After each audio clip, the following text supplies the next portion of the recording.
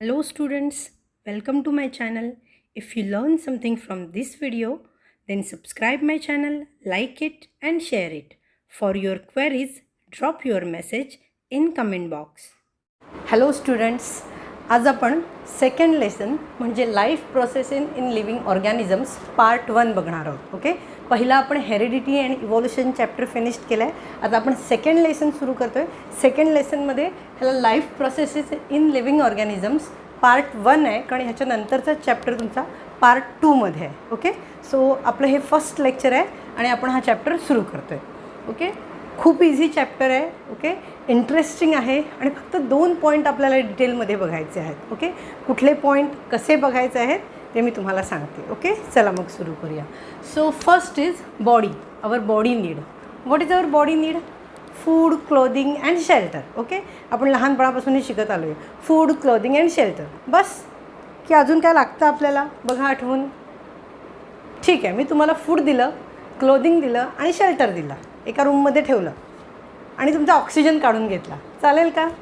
नाही ना. So food, clothing, shelter and oxygen. आता जनरली ऑक्सिजन मेन्शन केला जात नाही, कारण हे कन्सिडर्ड असतं ऑलरेडी की लिव्हिंग थिंग्स म्हणाले, लिव्हिंग थिंग्स, लिव्हिंग ऑर्गॅनिझमचा आपण विचार करतो तेव्हा ऑक्सिजन हा कंपल्सरी आलाच. ऑक्सिजनला आपण लाईफ गॅस, प्राणवायू म्हणतो. ओके, सो फूड, क्लोदिंग, शेल्टरसोबत आज आपण ऑक्सिजन पण लिहू. So our body needs food, clothing, shelter and oxygen. Okay, आता आपली ही जी बॉडी आहे ह्याच्यामध्ये काय काय सिस्टीम असतात, काय काय प्रोसेस असतात, डिफरंट सिस्टीम्स असतात. For example respiratory system, digestive system, excretion system, अशा डिफरंट सिस्टीम्स असतात.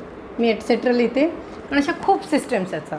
आता ह्या ज्या सिस्टम्स आहेत त्या इंडिपेंडंट नसतात, म्हणजे ह्या सिस्टीमचा ह्या सिस्टीमशी काहीच संबंध नाही असं नसतं. हे सगळे कोऑर्डिनेटली काम करत असतात. समजा आपली एखादी फॅक्टरी आहे असं आपण समजूया, बॉडीचं जरा वेळ बाजूला ठेवू. एखादी फॅक्टरी आहे, समजा आपण टॉमॅटोचा सॉस बनवतो आहे. ओके, जर आपण टॉमॅटोचा सॉस बनवतो आहे तर आपल्याकडे डिफरंट युनिट असतील. पहिलं जे युनिट असेल ते रॉ मटेरियल गोळा करेल, म्हणजे शेतकऱ्यांकडून टॉमॅटो आणेल. दुसरं जे युनिट असेल ते प्रोसेसिंग युनिट असेल. तिसरं जे युनिट असेल ते स्टोरेज युनिट असेल. चौथं जे युनिट असेल ते मार्केटिंग युनिट असेल. असे 4 डिफरंट युनिट्स असतील. पण ह्या युनिट्सशी, हे जे युनिट्स आहेत हे एकमेकांशी बांधले गेलेत. एकच युनिट काम करू शकतं का? नाही. कुठलं तरी एक युनिट बंद पडलं तर चालेल का? नाही. आपल्या बॉडीची सिस्टीम्स पण तशाच असतात. ह्या सगळ्या system, respiratory, digestive system, excretion system, nervous system, ह्या सगळ्या सिस्टीम एकमेकांशी लिंक्ड आहेत. ओके, आणि ह्या सिस्टीम एकमेकांशी कोऑर्डिनेशन करून आपल्या बॉडीमध्ये काम करत असतात. या ज्या सगळ्या सिस्टीम्स आहेत ह्या एकमेकांसोबत कोऑर्डिनेशन करून आपल्या बॉडीचं जे काही लाईफ प्रोसेस असते ते लाईफ प्रोसेस पुढे नेत असतात. ही जी लाईफ प्रोसेस आहे आपली, ह्या सिस्टीम्सनी बनवून तयार झालेली आहे, ह्या सिस्टीम्स मिळून तयार झालेली आहे. आणि ह्या लाईफ सिस्टीमचे बेसिक नीड काय आहेत? Food, clothing, shelter and oxygen. आपण क्लोदिंग अँड शेल्टर बाजूला ठेवू. आज आपण स्टडी करणार आहोत फूड आणि ऑक्सिजन. ओके, तर ऑक्सिजन आपण कसा घेतो? आपण रेस्पिरेशन करतो आणि ऑक्सिजन आत घेतो, बरोबर. पण ऑक्सिजन आत घेण्याच्या 2 प्रोसेस आहेत किंवा 2 पार्ट्स आहेत. एक, आपण बॉडी लेवलला ऑक्सिजन घेतो, म्हणजे आता मी श्वासोच्छ्वास घेते, रेस्पिरेशन करते, म्हणजे मी ऑक्सिजन आतमध्ये घेतला, म्हणजे मी नाकावाटे नोज थ्रू ऑक्सिजन लंग्समध्ये नेला, बरोबर.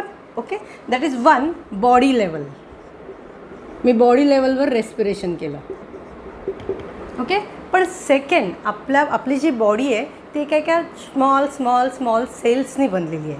मग हे जे स्मॉल सेल्स आहेत, समजा हे आपल्या बॉडीचं एक सेल आहे. ओके, हा प्रत्येक सेल पण ऑक्सिजन घेत असतो. So that level is cellular level.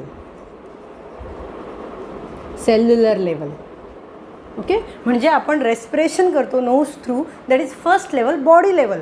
आपण अख्ख्या बॉडीत एकदाच ऑक्सिजन घेतो लंग्समध्ये, मग तो फिल्टर होतो आणि जो फिल्टर केलेला ऑक्सिजन आहे, लंग्समध्ये फिल्टर केलेला ऑक्सिजन, तो ब्लड थ्रू सगळ्या सेल्सना जातो. मग सगळ्या सेल्सना जेव्हा जातो तेव्हा प्रत्येक सेलमध्ये ऑक्सिजन जातो. That is nothing but cellular level respiration. आणि आपण जो इनहेल करतो, आपण जो रेस्पिरेशन थ्रू आतमध्ये घेतो, that is nothing but body level. So there is body level respiration as well as cellular level respiration. Okay, आता हे नेक्स्ट आपण बघणार आहोत. आपण जे रेस्पिरेशन करतो ते का करतो? ओके, आपण जेवतो आणि रेस्पिरेशन करतो. म्हणजे आपलं जे फूड आपलं जे काही मेन फूड आहे त्या फूडसोबत मी तुम्हाला काय सांगितलं, ऑक्सिजन. ओके, मग हे फूड आणि ऑक्सिजन हे दोघं मिळून एनर्जी प्रोड्यूस करतात. आणि आज आपल्या चॅप्टरचा फर्स्ट पार्ट हाच आहे, एनर्जी प्रोडक्शन. आपण जे काही आपण जगतो त्यासाठी आपल्याला एक एनर्जी लागते. मग ही एनर्जी नेमकी कशी प्रोड्यूस होते, की नुसतं अन्न खाल्लं झाली एनर्जी प्रोड्यूस? नाही. जो खूप जास्त अन्न खातो तो खूप एनर्जी प्रोड्यूस करतो, जो कमी खातो तो कमी एनर्जी प्रोड्यूस करतो, असं आहे का? नाही. आपल्या बॉडीची एक ठरलेली सिस्टीम आहे. तुम्ही कितीही खा, जी एनर्जी प्रोडक्शन आहे ती तेवढीच होणार. ज्या पद्धतीने व्हायची आहे तेवढ्याच पद्धतीने होणार. कारण आपलं बॉडी हे एक यंत्र आहे. त्याचा आकारमान आतमधल्या, जरीही आपलं वजन वाढत असलं तरी सिस्टीम आतमधल्या असतात, त्याचा आकारमान बदलत नाही, तेवढीच एनर्जी प्रोड्यूस होते. ओके, आता हे जे एनर्जी प्रोडक्शन आहे हे आपल्याला डिटेलमध्ये बघायचं आहे. पण आधी मी तुम्हाला खूप सोप्या भाषेत गोष्टीसारखं सांगते, एनर्जी नेमकी कशी प्रोड्यूस होते ती. ओके, आता समजा मी जेवले. ओके, आज मी जेवले. मला जेवणामध्ये काय काय होतं आज, तर राईस होता. ओके, त्याच्यानंतर दाल, त्याच्यानंतर एक कुठलं तरी फिश पण होतं, समजा सुरमई होती असं पण पकडूया. त्याच्यानंतर दही पण होतं, कर्ड. आणि जेवण झाल्यावर मी खीर पण खाल्ली. ओके, मलाई खीर खाल्ली मी.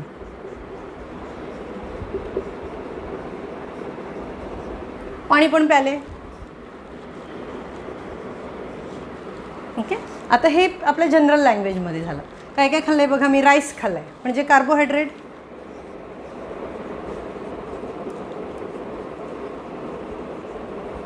फिश खाल्लं आहे, प्रोटीन्स. दाल पण खाल्ले, दाल म्हणजे पण प्रोटीन्स. ओके, त्याच्यानंतर मी मलाई खीर पण खाल्लेली आहे म्हणजे फॅट पण आलं. म्हणजे आपण जे फूड घेतो, तुम्ही कितीही कुठलेही पदार्थ खा, ॲट द एंड ते कुठेतरी ह्याच्यात बसत असतील. एकतर ते कार्बोहायड्रेट्स असतील, प्रोटीन्स असतील आणि फॅट्स असतील. राईस, ग्रेन्स किंवा व्हीट हे सगळं कशामध्ये येतं, कार्बोहायड्रेट्समध्ये.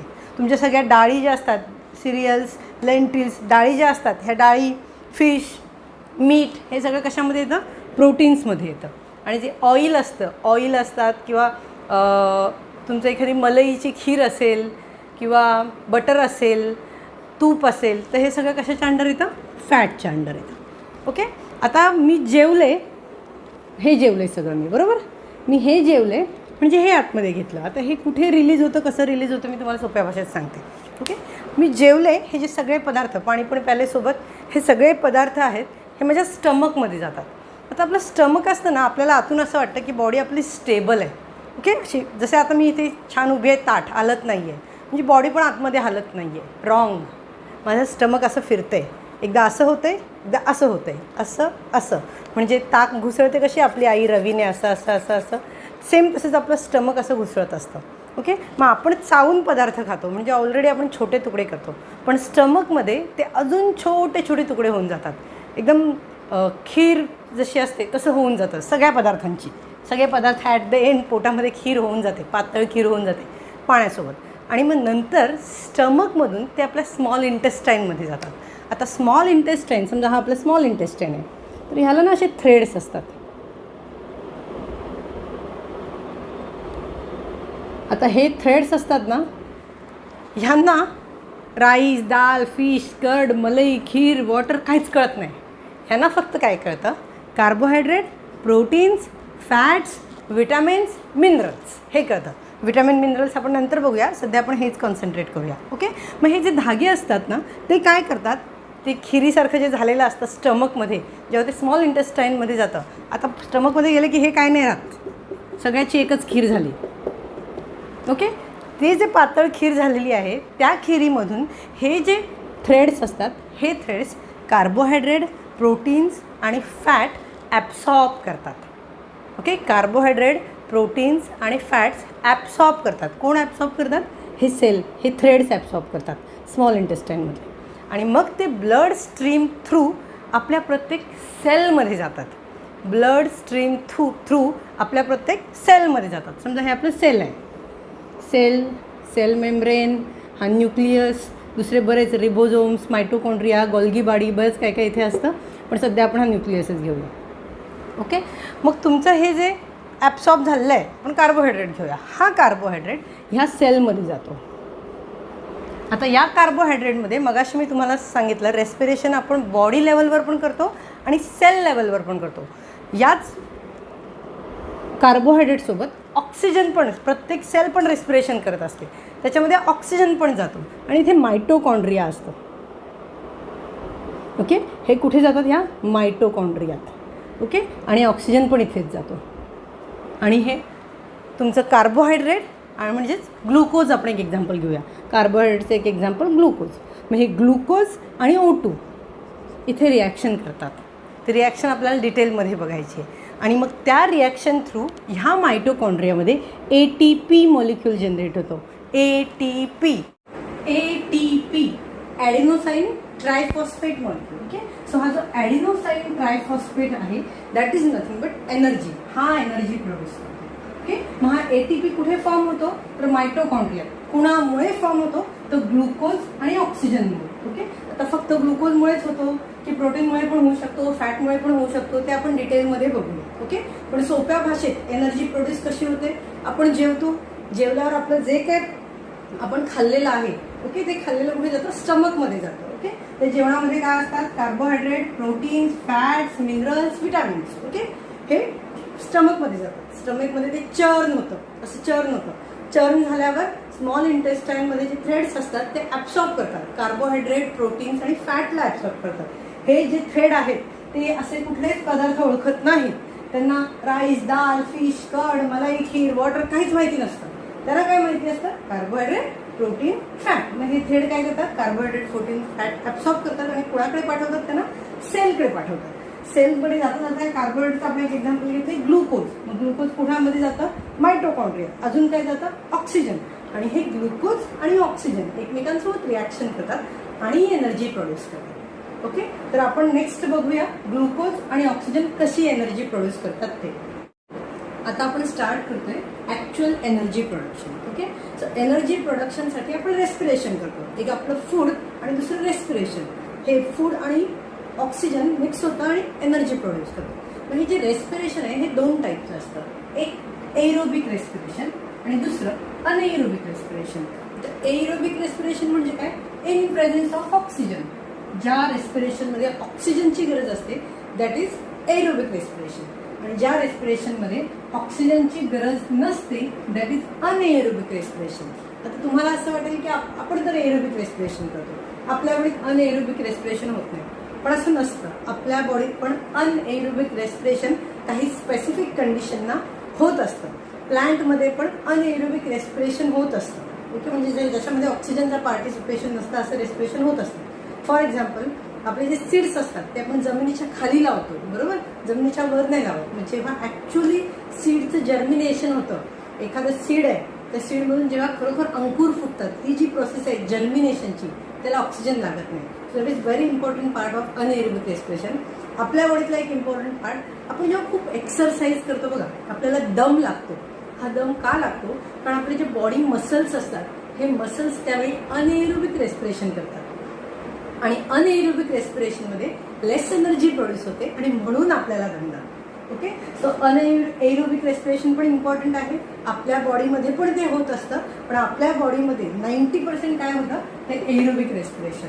सो आपण आधी एरोबिक रेस्पिरेशन बघणार आहोत आणि नंतर अनएरोबिक रेस्पिरेशन बघणार आहोत. आता एरोबिक रेस्पिरेशन म्हणजे इन प्रेझेन्स ऑफ ऑक्सिजन. तुम्हाला मी सांगितलेलं आहे की आपल्या बॉडीच्या प्रत्येक सेलमध्ये, की समजा सेल मेम्ब्रेन, न्यूक्लियस, ओके, बाकी ऑर्गन्स आपण फक्त मायटोकॉन्ड्रिया ड्रॉ करूया. ओके, आपल्या बॉडीच्या प्रत्येक सेलपर्यंत आपण जे काही खाल्लेलं असतं ते कुठल्या फॉर्ममध्ये पोचतं?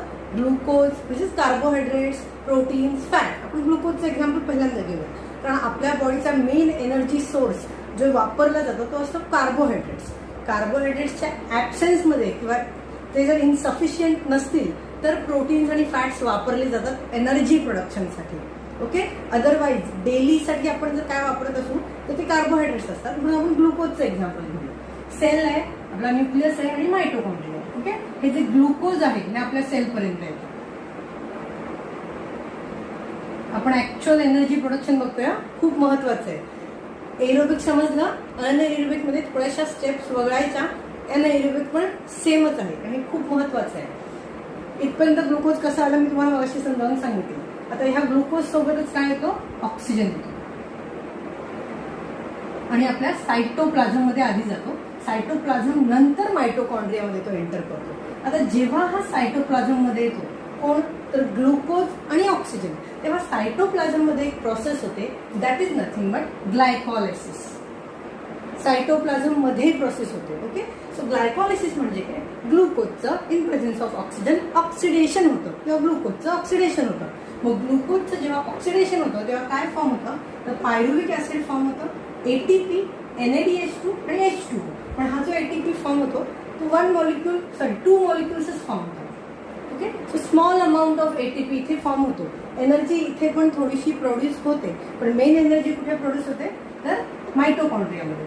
मग ग्लुकोज काही बुकमध्ये किंवा काही लेक्चर जर तुम्ही ऐकलेत तर कदाचित तुम्हाला हा पार्ट सांगणार पण नाही, कारण की मेन एनर्जी प्रोड्यूस इथेच होते. पण जेव्हा ग्लुकोज ऑक्सिडेशन करतो आणि पायरुविक ऍसिड फॉर्म करतो तेव्हा पण थोडी एनर्जी इथे जनरेट होते, एनर्जी मोलिक्युल्स. आणि ग्लुकोज जेव्हा पायरुविक ऍसिडमध्ये कन्व्हर्ट होतो आणि पायरुविक ऍसिड नंतर तो ऍसिटिल कोएन्झाइम ए मध्ये कन्व्हर्ट होतो. आता ही जी प्रोसेस आहे, पायरुविक ऍसिड आणि acetyl coenzyme, glucose to pyruvic acid to acetyl coenzyme A, या प्रोसेसला म्हणतात ग्लायकॉलिसिस.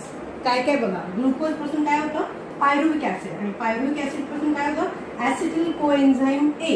ह्या ज्या स्टेप्स आहेत ह्याला म्हणतात ग्लायकॉलिसिस. आता ग्लायकॉलिसिस कुठे होतं, सायटोप्लाझम मध्ये, मायटोकॉन्ड्रियात नाही.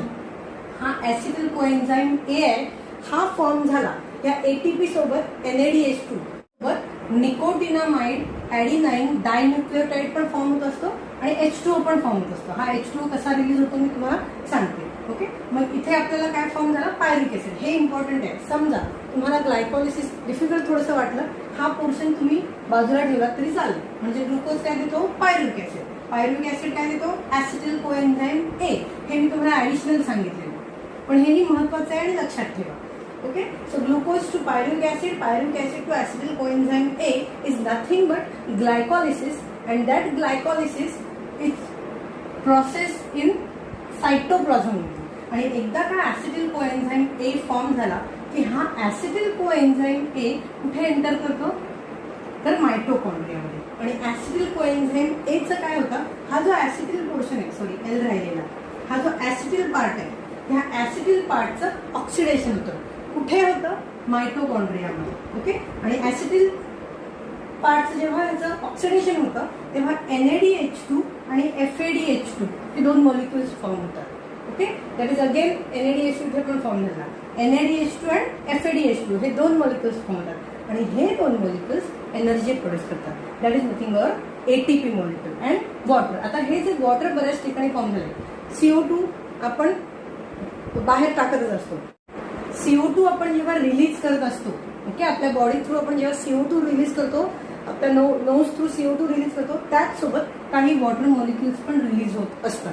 ते बाकी कुठून रिलीज होत नाही, स्वेटिंग किंवा युरिनेशन थ्रू. हा H2O इथे फॉर्म झालाय, H2O इथे फॉर्म झालाय, H2O. हा H2O एलिमिनेट होत नाही, हा आपल्या श्वासाद्वारेच एलिमिनेट होतो. जेव्हा आपण CO2 बाहेर सोडतो त्याच्यासोबत काही वॉटर मॉलिक्युल्स असतात. सो हा CO2 आणि वॉटर मॉलिक्युल. ओके, पुन्हा एकदा बघा, आपण एक स्टेप बघितली, glycolysis, glucose to pyruvic acid to acetyl coenzyme A. आणि त्याच्यानंतर ऍसिटिल कोएन्झाइम ए कुठे एंटर करतो, तर मायटोकॉन्ड्रियामध्ये एंटर करतो. त्याला म्हणतात tricarboxylic acid cycle. Okay, tricarboxylic acid cycle म्हणजेच तुमचे हे NADH2 आणि FADH2 जे मॉलिक्युल्स आहेत हे मायटोकॉन्ड्रियामध्ये काय रिलीज करतात, ATP मॉलिक्युल्स रिलीज करतात. आणि ATP मॉलिक्युल्स म्हणजेच तुमची एनर्जी असते. ओके, सो हे जेव्हा रिलीज करतात, ही जी प्रोसेस आहे, ओके, हे ऍसिटिल कोएन्झाइम ए पासून NADH2 आणि FADH2 फॉर्म होतात. That is nothing but tricarboxylic acid cycle. त्याला क्रेब्स सायकल असं पण म्हणतात. ओके, आणि ही जी प्रोसेस आहे, हे जे मॉलिक्युल्स आहेत NADH2 आणि FADH2 हे इलेक्ट्रॉन ट्रान्सफर चेन रिएक्शन करतात. Okay, so it produces ATP molecules. पुन्हा एकदा नीट बघा, पहिलं काय आपण इथपर्यंत बघितलंय, ग्लायकॉलिसिस. ग्लायकॉलिसिस मध्ये काय फॉर्म होतो, ऍसिटिल कोएन्झाइम ए कुठे एंटर करतो, मायटोकॉन्ड्रिया. मग मायटोकॉन्ड्रियात काय होते, TCA cycle, try carboxylic acid cycle होते. त्या सायकलमध्ये काय होतं, ह्या ॲसिटिल कोएन्झाईम एचा ॲसिटिल पार्ट ऑक्सिडाइज्ड होतो आणि तुम्हाला NADH2 आणि FADH2 म्हणतात. हे NADH2 आणि FADH2 काय करतात तर इलेक्ट्रॉन ट्रान्सफर चेन रिॲक्शन करतात. ते तुम्हाला डिटेलमध्ये नाही आहे, तुम्ही फक्त लक्षात ठेवा. इलेक्ट्रॉन ट्रान्सफर चेन रिॲक्शन करतात आणि काय प्रोड्यूस करतात ATP मोलिक्यूल. आणि हे ATP मोलिक्यूल म्हणजे आपली एनर्जी असते. So it is all about your aerobic respiration. बघा इथे ऑक्सिजन आहे, हा पहिलाच आपण ऑक्सिडेशन इथे लिहिलंय, इथे ऑक्सिडेशन लिहिलंय, त्यातील ऑक्सिडाइज्ड होतोय म्हणजे काय तो O2 वापरतोय. ओके. सो आणि एरोबिक रेस्पिरेशन मध्ये आपण सुरू करून केलं ग्लुकोज पासून सुरू केलं आणि थांबलोय कुठे ATP मध्ये थांबतोय. आता फक्त ग्लुकोजच करतात का, फक्त कार्बोहायड्रेटच करतात का ही प्रोसेस? नाही, प्रोटीन्स पण करतात आणि फॅट्स पण करतात. जेव्हा आपल्या बॉडीमध्ये कार्बोहायड्रेट इनसफिशियंट असतात त्या केसमध्ये प्रोटीन्स आणि फॅट्स पण सेम प्रोसेस फॉलो करतात, पण एक डिफरन्स आहे. समजा प्रोटीन्स आहेत आणि ते फॅट्स आहेत किंवा लिपिड्स पण म्हणतो आपण फॅट. ओके. तर प्रोटीन्स काय रिलीज करतात अमायनो ऍसिड,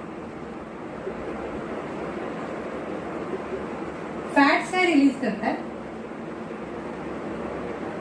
प्रोटीन जसं अमायनो ऍसिड्स रिलीज करतात तसं फॅट्स फॅटी ऍसिड्स रिलीज करतात.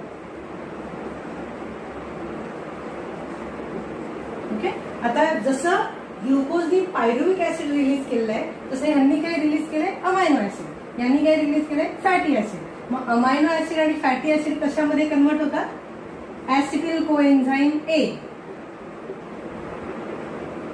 सेम प्रोसेस, फक्त हा डिफरन्स आहे. ग्लुकोजनी काय रिलीज केलंय पायरुविक ऍसिड, यांनी काय रिलीज केले अमायनो ऍसिड आणि फॅटी ऍसिड. एक छोटासा डिफरन्स आहे, ग्लुकोज ग्लायकॉलिसिस करतात, ऑक्सिडाइज्ड करून ग्लुकोजचं ऑक्सिडेशन होऊन काय रिलीज होतो ॲसिटिल कोएन्झाईम ए. पण प्रोटीन्स आणि फॅट्स डायरेक्ट ब्रेक होतात. ओके. ब्रेक होऊन काय क्रिएट करतात अमायनो ऍसिड आणि फॅट ऍसिड. त्यामुळे प्रोटीन्स आणि फॅट्सचं जर तुम्हाला स्ट्रक्चर लिहायला आलं एनर्जी स्ट्रक्चर तर ग्लायकॉलिसिस ही स्टेप लिहायची नाही. ओके. कारण प्रोटीन्स डायरेक्ट कोण काय सिक्रेट करतात अमायनो ऍसिड, फॅट्स काय सिक्रेट करतात फॅटी ऍसिड. तर त्या फॅट्स आणि अमायनो ऍसिड आणि फॅटी ऍसिडचं हे जे ही स्टेप आहे ही डायरेक्ट आहे, त्याचं काय होतं TCA सॉरी अमायनो ऍसिड आणि फॅटी ऍसिड डायरेक्ट काय क्रिएट करतात ॲसिटिल कोएन्झाईम ए. मग त्याचं काय होतं TCA सेम NADH2 FADH2 आणि देन ATP. पहिली जी स्टेप आहे ऑक्सिडेशनची ती लिहायची नाही, म्हणजे ग्लुकोजच फक्त ग्लायकोलिसिस करतात, प्रोटीन्स आणि फॅट्स डायरेक्ट ऍसिड सिक्रेट करतात आणि काय क्रिएट करतात acetyl coenzyme A. Remaining part is same. Carbohydrate जेव्हा 1 ग्रॅम कार्बोहायड्रेट तुम्ही बर्न करता 1 ग्रॅम ग्लुकोज तेव्हा 4 किलो कॅलरी पर ग्रॅम एनर्जी मिळते. ओके. प्रोटीन्स बर्न करतात तेव्हा 4 किलो कॅलरी पर ग्रॅम एनर्जी मिळते. ओके. पण जेव्हा तुम्ही फॅट बर्न करता तेव्हा 9 किलो कॅलरी पर ग्रॅम मिळते एनर्जी. ओके. पण आपल्या बॉडीच्या डे टू डे लाईफसाठी काय कसला वापर केला जातो तर कार्बोहायड्रेटचाच वापर केला जातो. प्रोटीन्स आणि फॅट्सचा वापर कधी केला जातो जेव्हा कार्बोहायड्रेट इनसफिशियंट असतील, कमी असतील. समजा तुम्ही एक दिवस काही खाल्लंच नाही, ओके, जर तुम्ही काही करंट फूड घेतलंच नाही तर मग तुमचे प्रोटीन्स फॅट्स ब्रेक व्हायला सुरुवात होते. Okay. So that is all about your aerobic respiration. So here we stop our first lecture. First लेक्चरमध्ये आपण सगळ्यात महत्त्वाचा पॉईंट काय बघितलंय तर energy production via this aerobic respiration. Aerobic रेस्पिरेशनमध्ये 3 पार्ट्स आहेत, glycolysis, tricarboxylic acid cycle and electron transfer chain. ग्लायकॉलिसिसमध्ये काय फॉर्म झालं पायरुविक ऍसिड.